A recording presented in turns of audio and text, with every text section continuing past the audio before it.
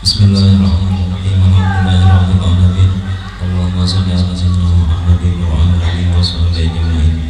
Subhanaka la ilma lana illa ma 'allamtana innaka antal alimul hakim. Allahumma bika ila siratal mustaqim wa la hawla wa la quwwata illa billahil aliyyil azim. Rabbi shrah li sadri wa yassir li amri wa hlul 'uqdatam min lisani yafqahu qawli. Sayyidil lisani sayyidil qawli sayyidina Muhammadin sallallahu alaihi wasallam.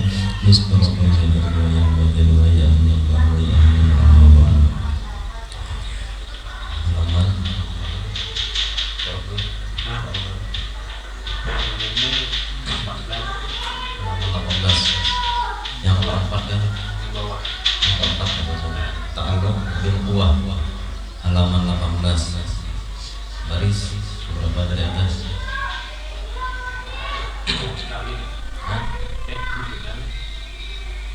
Yang keempat ta'alluq bil quwwah. Ta'alluq bil quwwah. Ta'alluq bil quwwati.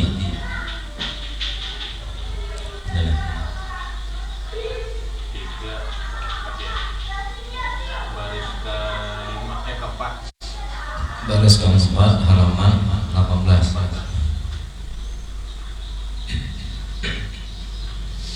Bismillahirrahmanirrahim. Qala mu'allif rahimahullah ta'ala wa nafa'ana bi'ulumi fid darin amin.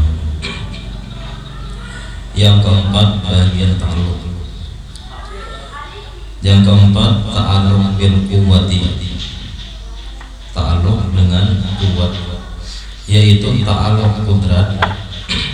Ta'alluq qudrat, hubungannya sifat qudrat kepada mungkin ada, mungkin tiada, yaitu makhluk maksudnya.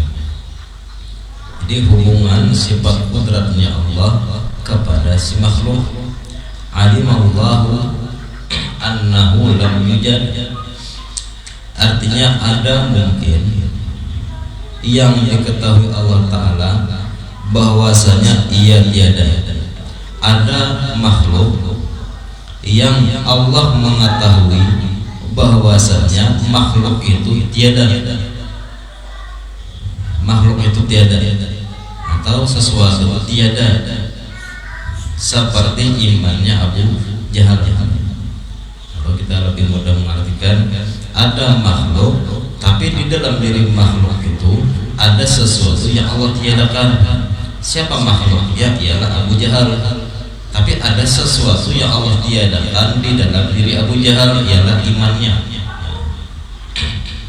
Abu Jahalnya ada, imannya tiada. Kalau kita kan alhamdulillah, kitanya ada, iman pun ada. Dan dengan sekira-kira mengiktibarkan, dengan sekira memandang secara tafsir, secara terperinci. Arti secara terperinci ini, tidak mungkin Allah meniadakan iman Abu Jahal tanpa ada suatu sebab. Tak mungkin imannya tiada, tapi Allah tidak membuatkan sebab tiadanya iman. Sekalipun Abu Jahal ini statusnya keluarga Rasulullah, statusnya ada sebagai keluarga, tapi Allah tiadakan iman dengan sebab mungkin memusuhi Nabi, membenci Nabi, hasud dengan Nabi, iri dengan Nabi. Itu secara tafsir. Maka bagi kudrat itu ada 8 ta'alluq. Maka bagi kudrat ini, sifat kudrat ini ada 8 hubungan, ada 8 ta'alluq. Yang pertama namanya ta'alluq suluhi qadim. Suluhi qadim yaitu patut pada azal, sesuai ceritanya pada azal, pada masa yang lalu, sebelum Abu Jahal diciptakan, sebelum alam ini diciptakan, sebelum alam ini diciptakan, sesuai mengadakan mungkin dan meniadakannya. Sebelum alam ini diciptakan, Allah sudah menentukan, Allah sudah memiliki kekuasaan akan mengadakan sesuatu atau meniadakan sesuatu pada alam belum diciptakan. Jadi ketika Abu Jahal ada pun Allah adakan Abu Jahal, tapi Allah tiadakan imannya. sudah Allah tentukan sebelum alam diciptakan. Yang kedua qabdah soluhi qadim, yaitu keadaan si mungkin, keadaan sesuatu itu pada ma la yazal dahulu, daripada adanya di dalam genggaman kudrat. Pada masa dahulu sesuatu itu sudah ada dalam genggaman kudratnya Allah. Kapan Allah mengadakan terserah, tapi sudah dalam kekuasaan Allah. Rezeki kita esok hari kan tidak ada yang tahu rezeki kita apa yang Allah berikan besok, tapi sudah berada di dalam genggaman kudratnya Allah. Tinggal memberikan aja. Ternyata besok tidak Allah berikan, mungkin besoknya, tapi sudah di dalam genggaman kekuasaan Allah. Genggaman itu kita artikan seperti sesuatu yang digenggam dengan makna kuasa, bukan Allah bertangan, tidak.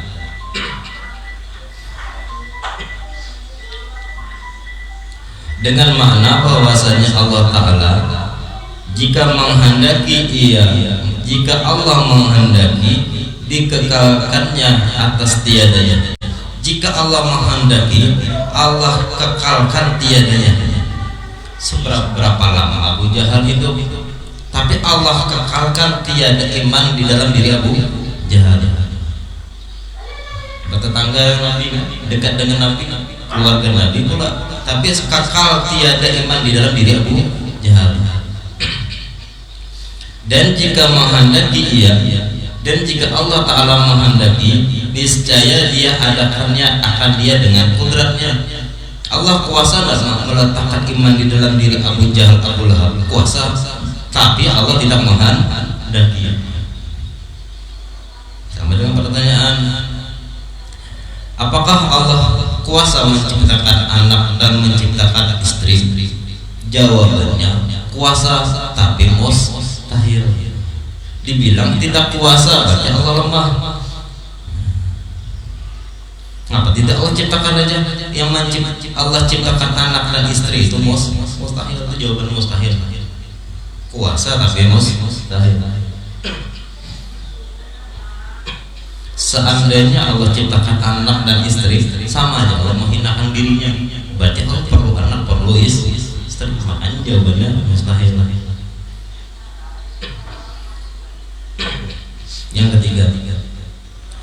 Yang ketiga ta'alluq tanjizi hadis, yaitu mengadakan Allah Ta'ala, menentukan ada oleh Allah Ta'ala akan sesuatu ini Allah adakan dengan kudratnya, dengan sifat kudratnya pada ma la yazal.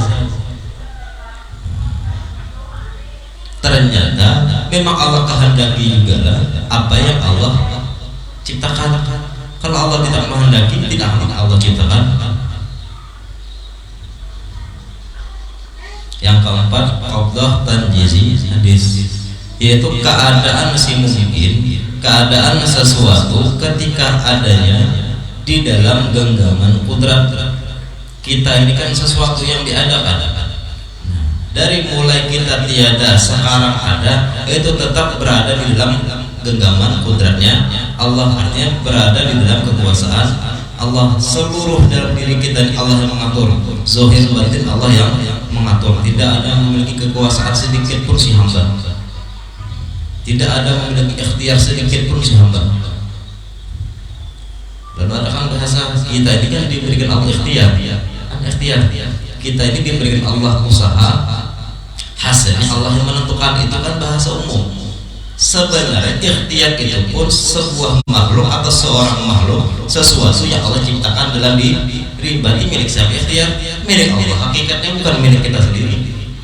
Allah memang menciptakan, memberikan kita ikhtiar, tapi ikhtiar ini pun di dalam kekuasaan kudratnya Allah. Walaupun kita membahasakan ikhtiar yang Allah berikan, itu pun secara umum saja, bukan semata-mata ikhtiar memberi bekas. Kalau tidak menuntut ilmu tidak akan alim. Itu secara syariat, secara zahir. Bukan berarti orang alim itu dengan sebab menuntut ilmu. Kalau orang alim dengan sebab menuntut ilmu itu hakikatnya berarti menuntut ilmu itu memberi bekas, makanya dia alim. Memberi bekas, ternyata menuntut ilmu sebuah bekas ikhtiar dalam hal menuntut ilmu berarti bekas. Nah, sedangkan sesuatu di alam ini tidak ada satupun yang memberi bekas. Jadi bekasnya apa? Hanya bekas kudrat kekuasaan Allah. Jadi menghilangkan, bukan menghilangkan ikhtiar, bukan menghilangkan usaha, menghilangkan ikhtiar yang kita lakukan selama ini itu merupakan sebuah bekas, itu dihilangkan. Contoh, sebelum sembahyang, sebelum sholat kita pandang ikhtiar. Kalau ingin sholat ikhtiar harus wudhu dulu, harus bersih dulu, harus menghadap kiblat, pakaian bersih, sajadah bersih, seluruhnya harus sesuai dengan syariat. Itu ikhtiar kalau ingin sholat. Ketika takbir itu pun masih terpandang ikhtiar. Cara mengangkat tangan harus diikhtiarkan, cara mengangkat harus diangkat tangan supaya takbirnya memulai. Niatnya dalam hati harus diikhtiarkan. Setelah assalamualaikum jangan dipandang lagi, itu ikhtiar. Kenapa? Karena sudah hanya yang aku sholat tadi bekas kekuasaan Allah, bekas kehendak Allah, bukan usahaku. Jadi kalau sudah terjadi ya udah, itu ikhtiarnya daripada Allah. Jadi tidak ada lagi kita membahasakan bahwasanya aku tadi sholat itu amal ibadahku, lalu aku minta balas. Tak ada lagi, karena apa yang sudah kita berikan kepada Allah itu hakikatnya Allah yang memberikan kepada Allah sendiri, karena kita pun berasal dari Allah. Jadi minallah ilallah, dari Allah untuk Allah, bukan dari kita untuk Allah. Jadi hilang bahasa, hilang rasa aku bisa, hilang rasa aku punya amal ibadah yang banyak, hilang rasa aku sudah bersedekah, hilang rasa aku capek sudah banyak ibadah. Tidak ada lagi rasa-rasa seperti itu, karena itu semua yang kita lakukan tidak memberi bekas.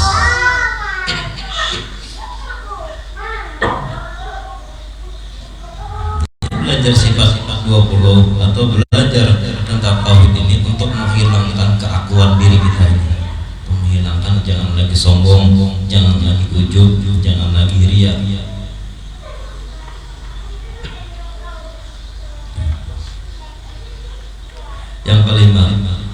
Yang kelima tanjizi hadis. Tanjizi hadis yaitu meniadakan Allah Ta'ala akan sesuatu. Allah meniadakan sesuatu itu dengan kudratnya, dengan kekuasaannya. Makanan ada di depan, kita makan, hilanglah makanan dari hadapan kita. Nah, hilangnya sesuatu itu siapa yang menghilangkan? Kita. Secara syariat kita punya makan makanan tadi, secara hakikat yang menghilangkan makanan itu sesuatu itu siapa? Allah Ta'ala. Cara Allah menghilangkan sesuatu itu ada sebab. Bisa kita punya uang tiba-tiba hilang, tetap ada sebab. Nah, sebab itu bukan secara hakikat. Kenapa bukan secara hakikat sebab itu? Sebab itu supaya mudah seseorang untuk mengartikan sebuah syariat, maknanya timbul sebab. Kenapa engkau bisa kenyang? Karena sebab engkau makan. Supaya si hamba ini paham, sebab engkau makanlah timbul kenyang. Jadi sebab ini tidak bisa dimainkan ke hakikat. Kenapa? Allah itu ada, Allah ini ada, bukan ada suatu sebab apapun. Jadi sebab ini hanya dari hamba kepada Allah. Tapi kalau Allah ke hamba tidak bisa dijadikan sebab. Kita ini kenapa jadi ada? Sebab Allah Ta'ala ada. Alam ini kenapa jadi ada? Karena Allah Ta'ala ada. Tapi kalau Allah Ta'ala itu ada karena ada ini alam, kembali hakikat. Karena Allah itu ada bukan ada sebuah karena, bukan karena disebabkan oleh sebuah sebab. Jadi boleh-boleh aja kita bilang, kita sebut ada sebabnya. Kenapa engkau alim karena belajar, sebab belajar. Kenapa engkau kaya raya? Karena sebab usaha banyak. Kenapa engkau kaya? Karena banyak menabung. Itu sebab hanya sekadar mulut lisan saja. Tapi kalau dimasukkan ke hati, bahaya. Karena yang memberi bekas hanya Allah. Sebab itu hanya disandarkan kepada Allah, bukan dengan sebab diri kita. Makhluk tidak ada memberi bekas sedikit pun, maka tidak boleh dibahasakan dalam hati kita rasa sebab aku itu tidak boleh. Aku masuk surga karena sebab amal ibadahku banyak, tak boleh. Tapi kalau untuk motivasi boleh. Mau masuk surga enggak? Harus sembahyang. Sebab kalau sembahyang masuk surga, supaya orang yang rajin sembahyang boleh aja. Makanya tadi saya bilang tadi, ikhtiar atau sebab itu dipandang sebelum beramal. Sesudah beramal, kan amal kan kita serahkan kepada Allah. Setelah beramal itu urusan Allah, mau Allah terima atau tidak itu terserah Allah. Boleh kita pandang sebab atau ikhtiar hanya sebelum, sesudah bisa lagi. Karena sudah diserahkan kepada Allah.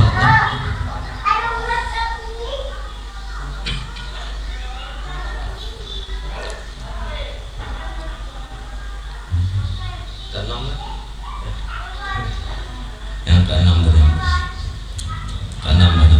Qaddah tanjizi hadis, yaitu keadaan mungkin, keadaan sesuatu ketika tiadanya di dalam genggaman kudrat. Sesuatu itu adanya kah, tiadanya kah, tetap dalam genggaman kudrat. Kenapa dalam genggaman kudrat? Karena dia ada karena Allah yang mengadakan, dia tiada karena Allah kuasa meniadakan. Makanya ada dan tiada dalam sebuah sesuatu, dalam sesuatu itu ialah dalam genggaman kekuasaan Allah.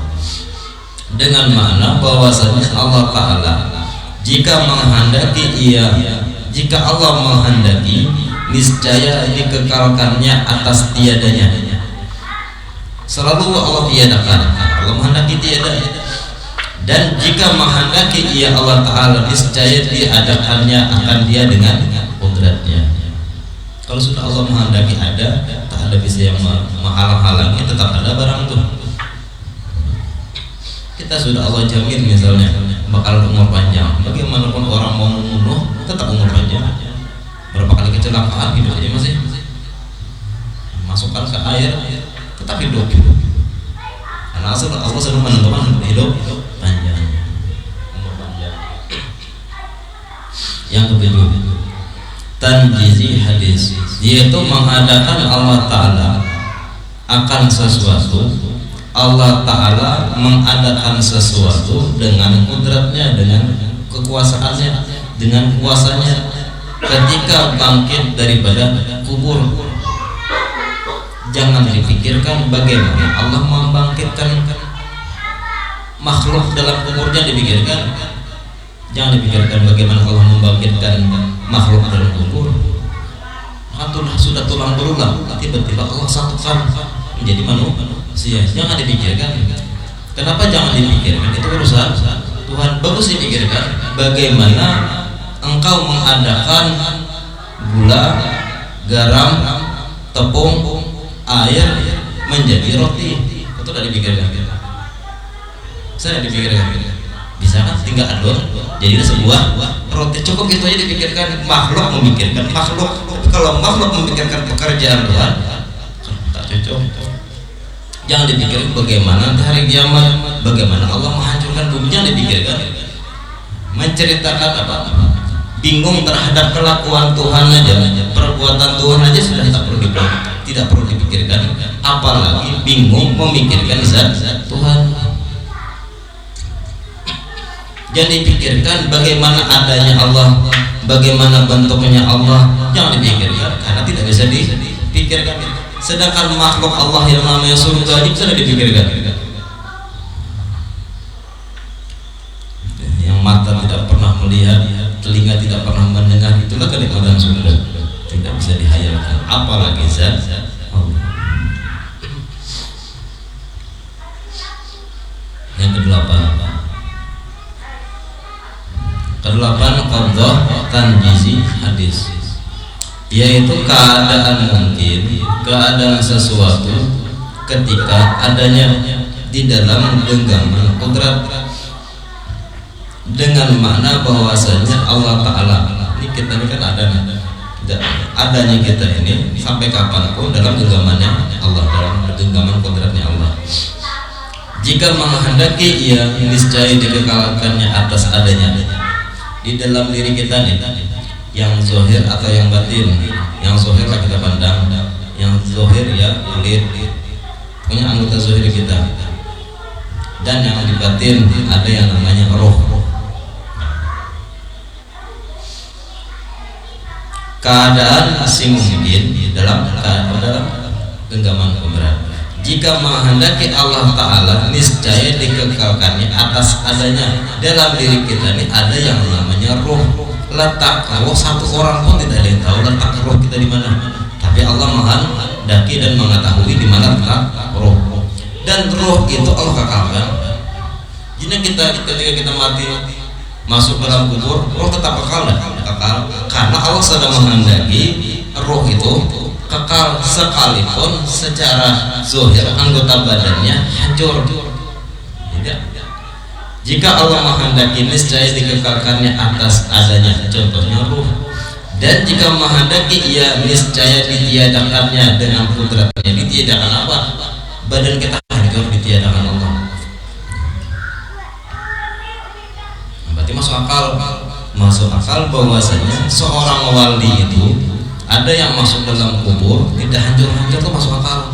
Kalau Allah menghendaki tidak Allah hancurkan jasadnya. Kalau Allah menghendaki hancur dengan kodratnya. Tetapi dengan memutuskan nazar, dengan memutuskan pandangan, jangan dipikirkan lagi daripada segala dalil syar'i, dengan segala dalil secara syariat yang datang ia pada yang demikian itu. Kullu nafsin za'iqatul maut, setiap diri seluruhnya pasti akan, setiap nyawa pasti akan merasakan mati. Nah, itu kan dalil secara syar'i. Kullu nafsin berarti semua kita ini pasti mati. Walaupun ada bahasa seorang wali atau syuhada, bal ahya'un inda rabbihim yurzaqun, mereka itu hidup, dalil juga secara syar'i, secara Quran. Bal ahya, mereka itu kata Allah hidup, tidak ada mati-matinya. Allah menghendaki para syuhada, para wali-wali Allah, orang-orang soleh tetap hidup, para ulama tetap hidup. Hidupnya nazar, memutuskan nazar, jangan dipikirkan bagaimana Allah menghidupkan wali-wali. Katanya mati, dari mana? Kullu nafsin za'iqatul maut. Jangan dibantah antara satu ayat ke ayat yang ini percaya, ini pun percaya. Putuskan nazar, jangan dipikirkan, itu urusan Tuhan. Adapun iradah, adapun sifat iradah, sifat berkehendak Allah Ta'ala, maka ta'alluq ia berhubungan sifat iradah itu dengan sekalian mungkin, dengan sekalian sesuatu, dengan ta'alluq taksis, dengan hubungan menentukan. Kalau Allah sudah menentukan ada, ya ada. Allah tentukan tiada, ya tiada. Allah mengadakan sesuatu dengan kudratnya, Allah menghendaki meniadakan sesuatu dengan kudratnya. Jadi kudrat dan iradah ini seolah berlazim-laziman. Allah ingin mengadakan sesuatu, itu namanya iradah. Allah menghendaki mengadakan sesuatu, dengan apa Allah adakan? Dengan sifat kudrat. Allah menghendaki meniadakan sesuatu, dengan apa Allah meniadakannya? Dengan sifat kudrat. Jadi kabulnya, tidak kabul atau tidak kabul doa kita tetap dalam genggaman kudrat. Allah kudrat mengabulkan doa, dan Allah kudrat pun memiliki kudrat meniadakan kabulnya. Bukan Allah lemah untuk mengabulkan, bukan Allah tidak mendengar, Allah maha mendengar. Cuman Allah berkehendak tidak mengabulkan. Kudrat iradah ya terserah, yang penting ada usaha ikhtiar, sudah berdoa, sudah beramal, sudah bersedekah, terserah Allah aja lah.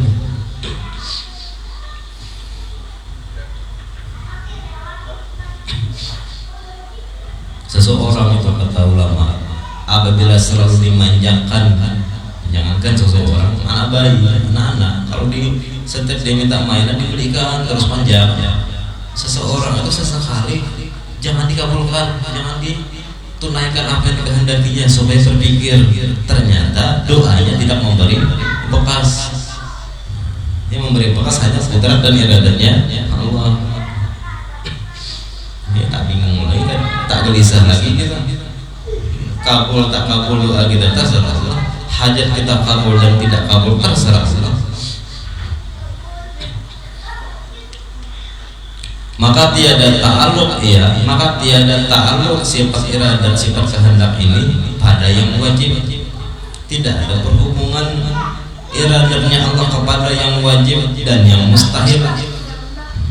Seandainya iradat ini, sifat iradat bertakaluk, berhubungan dengan yang wajib, seandainya berhubungan dengan yang wajib, Allah kan wajib wujud, Allah wajib wujud, dan Allah menghendaki wujudnya tidak bisa dilihat oleh makhluknya selama di dunia, kan tidak bisa dilihat. Dan status wujudnya Allah wajib adanya. Seandainya iradat ini bertakaluk kepada wajib dan mustahil, niscaya yang wajib bisa berubah menjadi mustahil, yang mustahil bisa berubah menjadi yang wajib. Dan iradat seolah-olah bisa berkehendak merubah wujudnya Allah. Yang tadinya wujudnya Allah wajib adanya jadi ditiadakan oleh iradat. Makanya qudrat dan iradat tidak bertakluk kepada yang wajib dan mustahil. Dia hanya bertakluk kepada mungkin, ya makhluk maksudnya. Dan baginya ada dua ta'alluq. Pertama solusi qadim, artinya patut sesuai pada azal, pada masa dahulu sebelum alam diciptakan, yaitu patut pada azal bagi menentukan mungkin dengan barang yang harus kepadanya. Sebelum alam diciptakan, Allah sudah menghendaki mengadakan kita, akhirnya adalah diri kita nih. Setelah ada diri kita ini, dan patut juga sudah Allah tentukan apa yang ada di dalam diri kita, apakah beriman atau tidak beriman, apakah orang ahli ibadah atau ahli maksiat, apakah orang kaya atau orang susah, apakah dia sakit-sakitan atau sehat-sehat terus. Itu kan yang sesuatu yang ada di dalam diri, itu kan Allah tentukan juga. Jadi ketentuan Allah ini bukan hanya mengadakan saja, tapi mengatur apa yang sudah Allah adakan, dari segi umurnya, dari segi bentuknya, dari segi wajahnya, badan tubuh, seluruhnya apa yang bersandar dalam diri yang ada tadi Allah adakan, Allah tentukan. Jadi bukan hanya mengadakan saja. Kalau misalnya Allah hanya menentukan kita ada, mungkin ketika sudah bayi, ketika lahir, Allah tak menentukan lagi panjang umurnya, tak berubah lagi, jadi sampai umur 50 tahun masih aja kecil kayak bayi itu, karena Allah sudah menentukan ada, tapi Allah tidak menentukan lagi apa yang terjadi dalam yang ada tadi. Jadi bayi itulah bayi umur 70 tahun tak berkembang bayinya, buktinya Allah mengembangkan kita dari bayi sampai kecil, dewasa sampai tua. Jadi Allah yang menentukan segala-galanya, bukan Allah bertanggung jawab ketika Allah mengadakan. Allah bertanggung jawab juga mengadakan apa yang dibutuhkan dari sesuatu yang diadakan.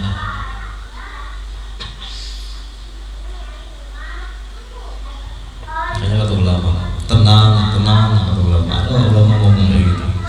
Allah bertanggung jawab atas mengadakan diri kita.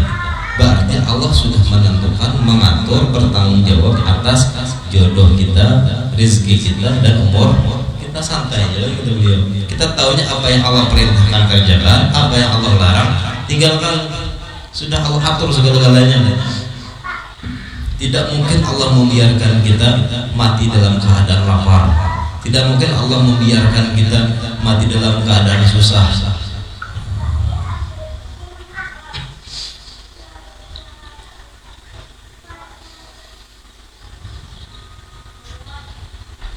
Tidak mungkin Allah membiarkan kita yang sudah beramal ini Allah biarkan masuk neraka. Tak tega Tuhan. Hanya kalau kuat iman, insya Allah Allah selamatkan. Sekalipun amal ibadahnya sedikit, asal kuat iman. Tapi kalau yang kurang iman, lemah imannya, itu ada potensi masuk neraka sebentar. Walaupun amalnya banyak. Makanya kadang ada sebagian orang ahli ibadah itu sombong dengan ibadahnya, tapi orang-orang ahli maksiat dia tawadu karena kehinaannya lebih mulia mana. Maka sepakat ulama lebih mulia pemaksiat karena dia merasa hina maksiatnya dibanding ahli ibadah karena sombong ibadahnya. Lebih mulia ahli maksiat.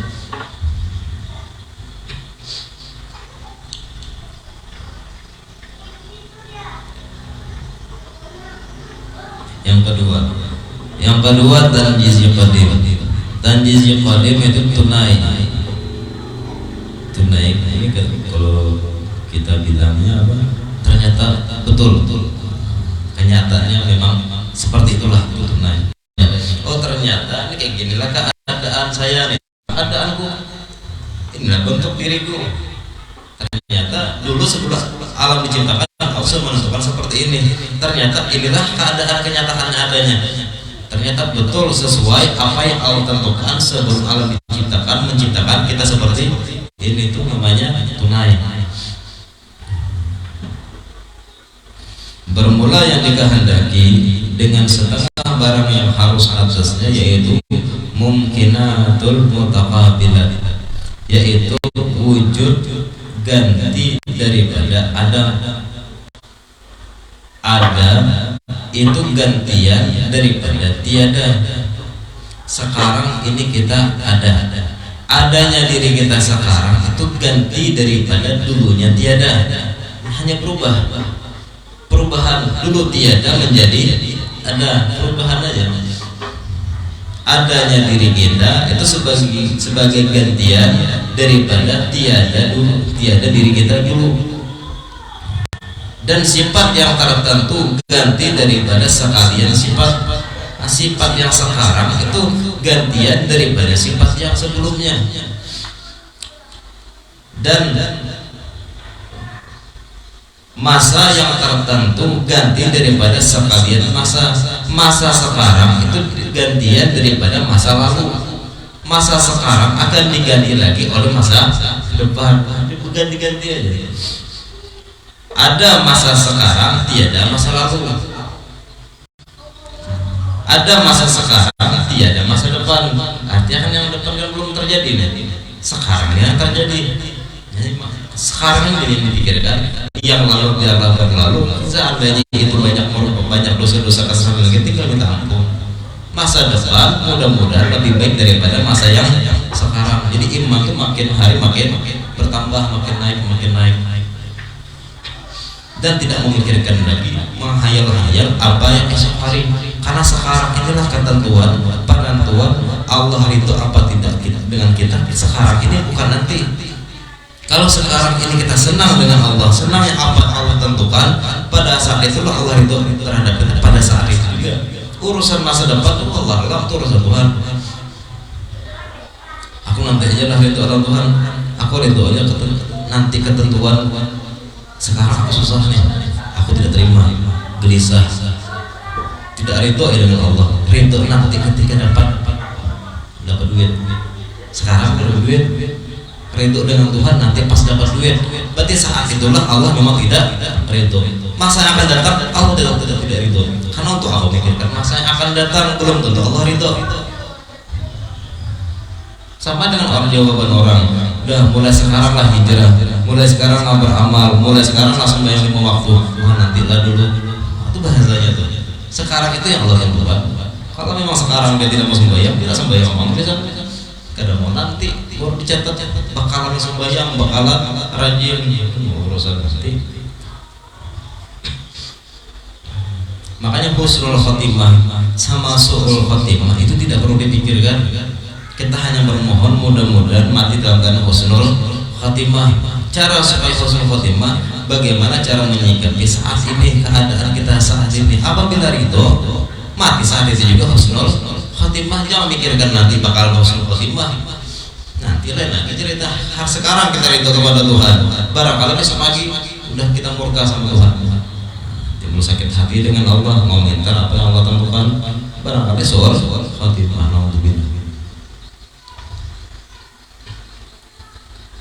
Dan tempat yang tertentu diganti daripada sekalian tempat.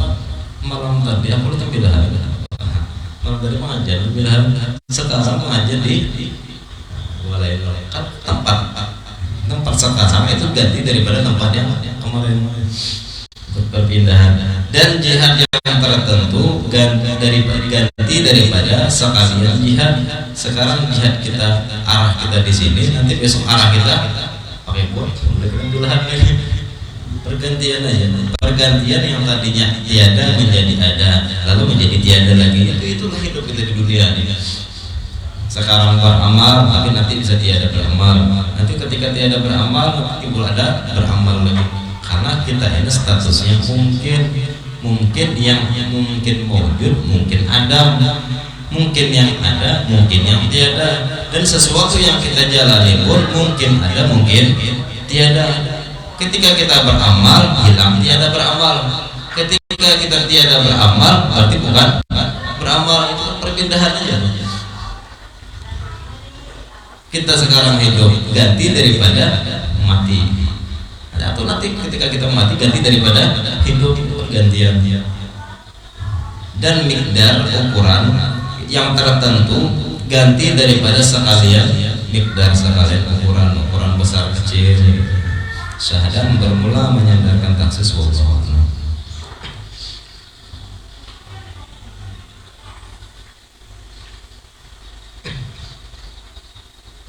Bismillahirrahmanirrahim. Allahumma rahimahullah ta'ala wa nafa'na bi'ulumina biddarin. Penyakit lisan. Jumlah penyakit lisan itu ada 20. Penyakit lisan ada 20. Yang pertama, pembicara yang tidak berfaedah. Kita berbicara yang tidak ada faedahnya untuk dunia dan akhirat. Kalau kita berbicara untuk dunia, tapi ketika mendapatkan dunianya ada niat untuk akhirat, masih berfaedah. Pembicaraan dunia. Ini kita berpandiran, ngobrol, tapi tidak ada manfaat dunia dan akhirat. Itu jadi penyakit lisan. Jadi lisannya ada penyakit. Artinya kalau sudah berpenyakit, timbul dosa namanya.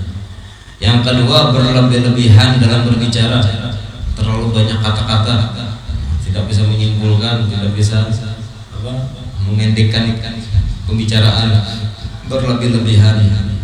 Kita menceritakan apa yang kita rasakan dalam mimpi, itu tidak sama dengan apa keadaan kita dalam mimpi. Jadi kalau kita menceritakan kepada orang tentang mimpi kita, jangan panjang-panjang ceritanya, karena tidak akan sama dengan apa yang kita rasakan dalam mimpi. Cukup misalnya kita malam tadi dikejar harimau, cerita sama kawan, aku malam tadi dikejar harimau.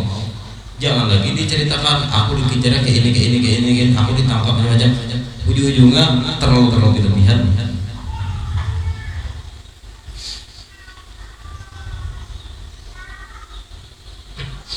Yang ketiga, membicarakan kebatilan, membicarakan tentang maksiat, sekalipun maksiatnya tidak pernah dilakukannya, dosa.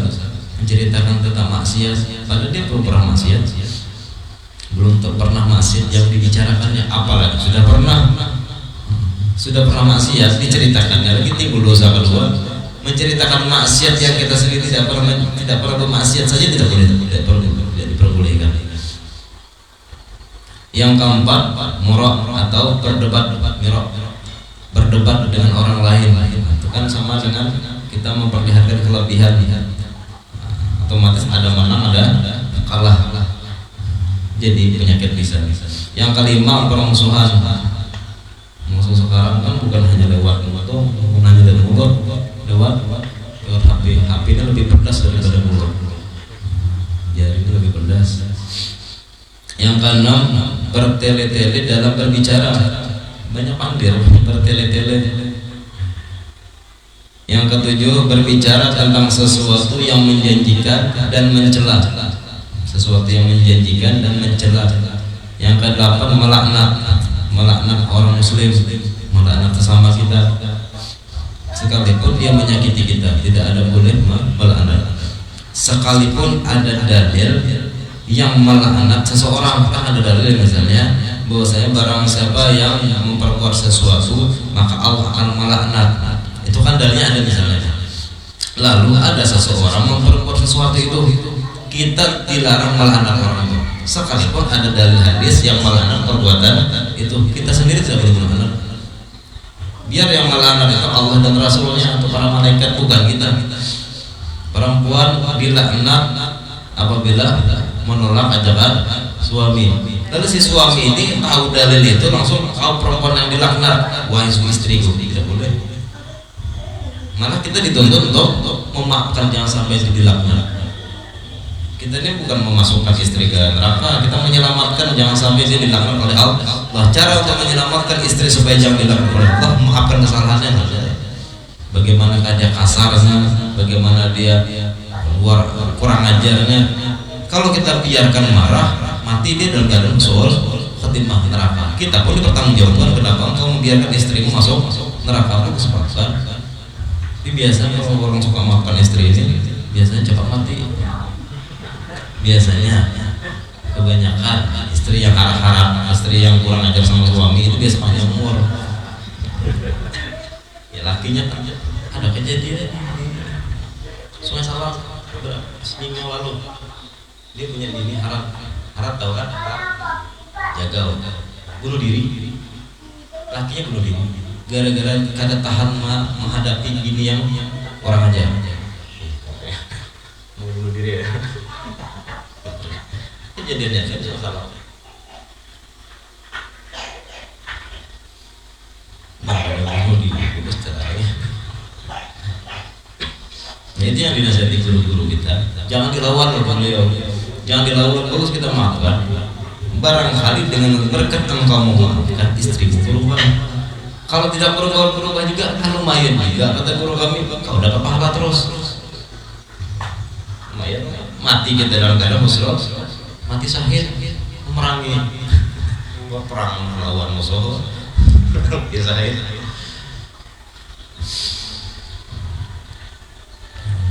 Melaknat, ya, jadi jangan lagi melaknat orang, sekalipun ada dalil yang menguatkan memang dilaknat, jangan. Yang kesembilan, syairnya baik juga. Syair yang tidak ada faedah, maksudnya bukan qasidah atau salawat, bukan syair cinta yang membuat orang hilang, lupa ingatan dengan Allah. Syair itu jadi dosa. Lagu yang ketika didengar, lagu Malaysia, teringat mantan, dosa aja sih mendengar lagu jadi dosa. Sesekali aja, setiap hari. Bapaknya kalau ingat lagu-lagu Firauni, kok ingat mantan dulu ya. Jadi dosa aja sih. Istri kan tak tahu apa laki dia suka dengar lagu-lagu Bahari. Padahal dia lagi ingat mantan Bahari. Dosa lagi. Ini mendengarkan lagu yang tidak ingat dengan Allah dan Rasul, dosa aja, lalai. Yang ke-10, bergurau yang melampaui batas, yang membuat orang sakit perut, ketawa. Makanya pelawak, seseorang yang membuat orang lain tertawa terbahak-bahak sampai sakit perut lah. Kalau dia sempat lalai dengan Tuhan, maka dia jatuh ke dasar jahanam. Jatuh ke dasar jahanam langsung. Pelawak kan lalu soalnya pelawak. Kecuali dengan dia menghibur umat Rasulullah. Bagaimana cara menghibur umat Rasulullah sedangkan dalam acara tersebut nama Rasulullah tidak pernah disebut? Umat yang mana nih yang dibahagiakannya? Yang ke-11, mengacilkan orang lain, menganggap orang lain kecil, meremehkan orang lain. Sekalipun umurnya tua, sekalipun ilmunya banyak, seseorang yang merendahkan orang lain sedangkan dia ilmunya tinggi, yang diremehkan ini ilmunya rendah, maka kata ulama ilmu itu akan berpindah kepada orang yang diremehkan. ilmunya banyaknya, ilmunya luar biasa, alimnya, remehkan ya orang jahil. Suatu saat orang diremehkan bakal dapat ilmu lebih daripada dirinya, maka dirinya akan kembali jahil. Jadi udah meremehkan orangnya.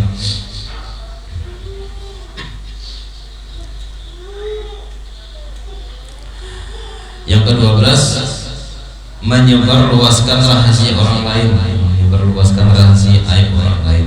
Yang ke-13, janji dusta, apalagi pakai wallahi billahi demi Allah.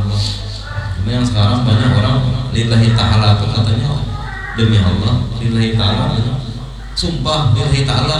Lillahi ta'ala itu bukan sumpah, tapi niat karena Allah Ta'ala. Maksudnya berzuri lillahi ta'ala. Banyak orang salah persepsi sama lillahi ta'ala itu sumpah.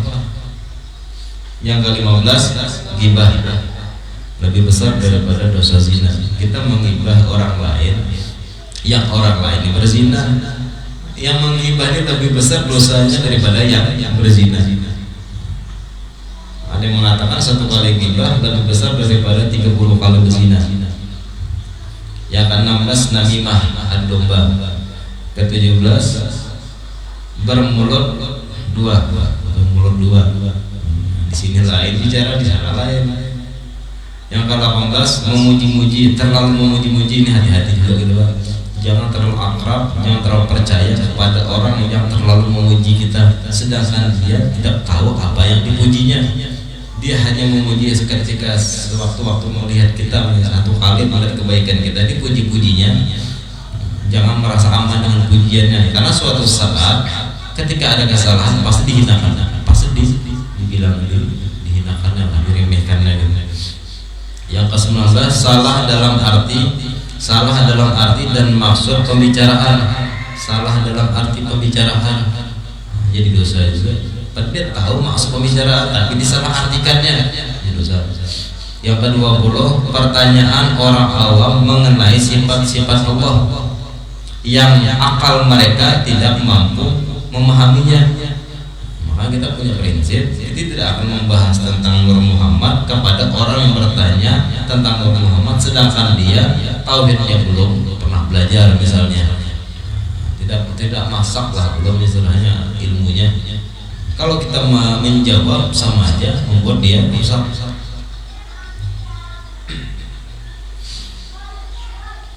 Tergantung akal, dan kalau akal yang terima kita jawab, kalau akal tidak terima jangan berani menjawab. Bicara yang tidak mengandung makna adalah pembicaraan yang seandainya diam dia daripadanya tidak akan mendatangkan dosa dan juga tidak ada kerugian baik dirinya ataupun hartanya. Berlebihan dalam berbicara adalah melebihkan pembicaraan dari batas hajat keperluan yang terlalu berlebihan. Membicarakan kebatilan adalah seperti membicarakan kemaksiatan.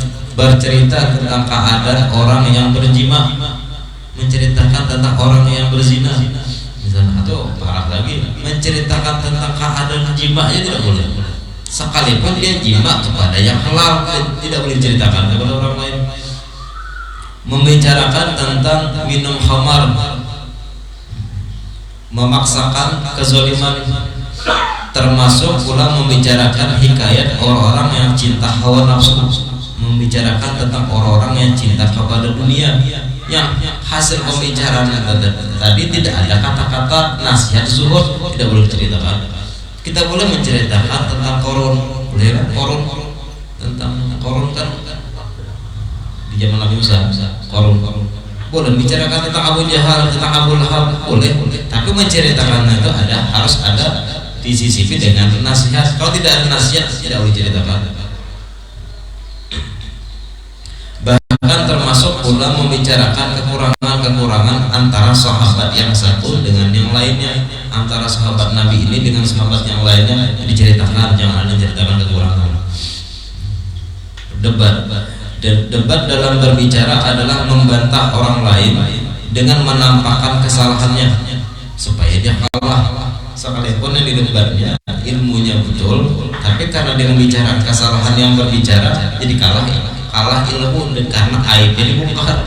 Kan ada orang alim berdebat sama pada alim.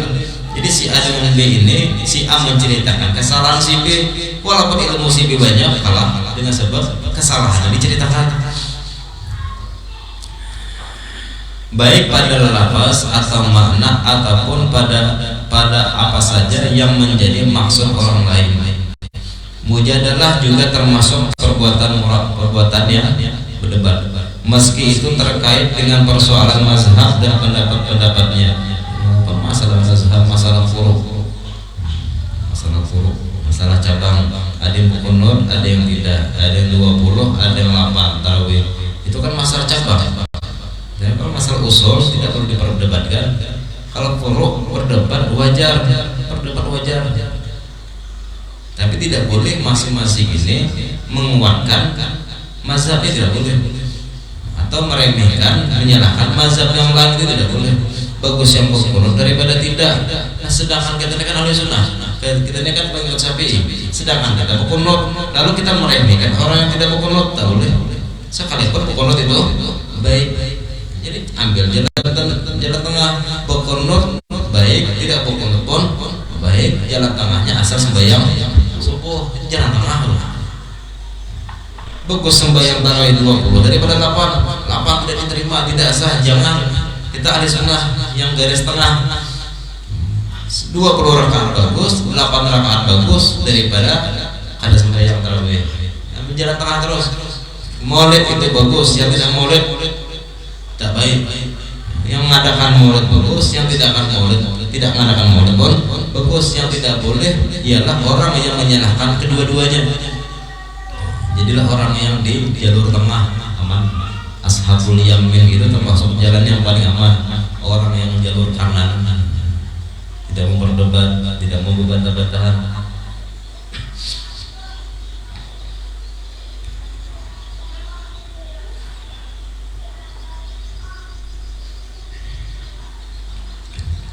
Sedangkan yang dimaksud al-khusumah, permusuhan, adalah emosi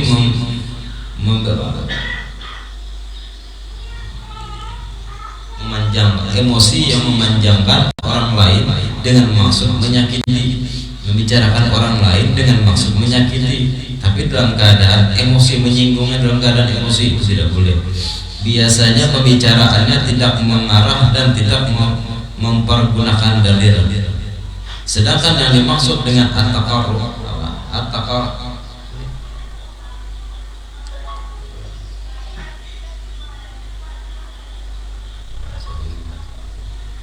dalam berbicara adalah memaksakan.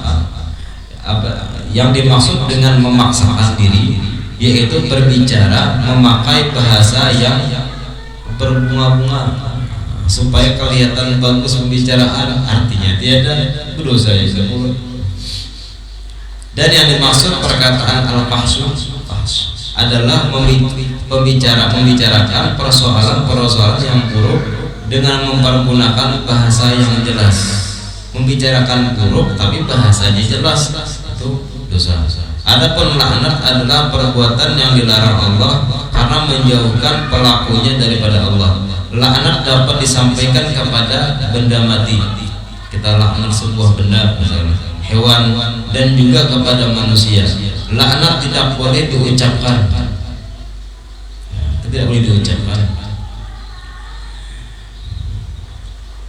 kecuali kepada mereka yang bersifat dengan sifat yang menjauhkan mereka dari Allah, seperti kufur, orang-orang kafir misalnya. Ketika mereka menyerang kita, boleh kita melaknat. Selama mereka tidak menyerang, jangan dilaknat. Bid'ah, pelaku bid'ah tidak boleh dilaknat. Tapi kalau mereka menuduh kita bid'ah, boleh dilaknat. Kelakuan perbuatan kita ini tidak bid'ah, tapi dibilangnya kita ini bid'ah, padahal mereka itu yang bid'ah, boleh dilaknat. Dan fasik, perbuatan dosa besar, fasik.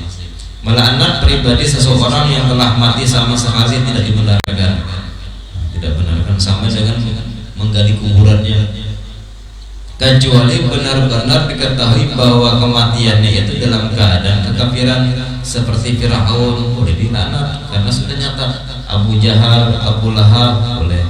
Adapun syair, maka yang baik dapat diterima dan yang buruk harus ditolak. Tidak ubahnya seperti perkataan lainnya. Adapun bergurau merupakan perbuatan yang dilarang kecuali bila sedikit, tidak ada dusta dan tidak menyakiti orang lain. Kita ketawa di masjid terbahak-bahak itu hukumnya makruh.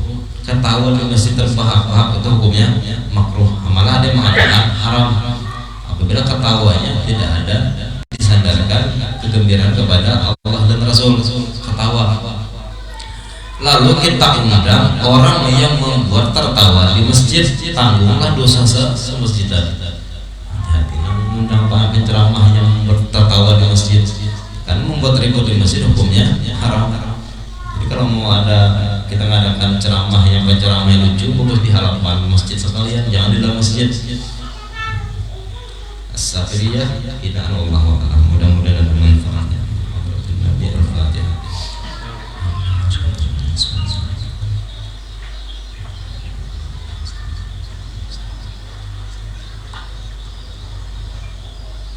Bismillahirrahmanirrahim. Alhamdulillahirabbil alamin. Allahumma shalli ala sayyidina Muhammadin wa ala alihi wa sahbihi ajma'in. Allahumma anfa'na bima 'allamtana wa 'allimna yanfa'una warzuqna ilman yanfa'una. Allahumma inna nas'aluka ma 'allamtana warzuqna inna hajatna ilayk. Allahumma inna nas'aluka tawbah wal maghfirah wa tawfiq wal hidayah wal istiqamah wa husnul khatimah. Wa sallallahu ala sayyidina Muhammadin wa ala alihi wa sahbihi wasallam. Alhamdulillahirabbil alamin. Ya Allah biha ya Allah biha ya Allah bi husnul khatimah ya Allah biha ya Allah biha ya Allah bi husnul khatimah ya Allah biha ya Allah biha ya Allah bi husnul khatimah fa ya rajulan syafa'ana sallallahu alaihi wa sallimu taslima Allahumma salli wa sallim wa barik ala Muhammadin taqabbalallahu minkum. Ulun mengundang insyaallah pada malam Rabu depan kepada seluruh jemaah, mudah-mudahan bisa hadir acara Isra Mi'raj di Pondok Pesantren kami di Park 15 sekalian dengan haul urus kumpul dan ulang tahun pembangunan. Alhamdulillah di tanggal itu tepat 1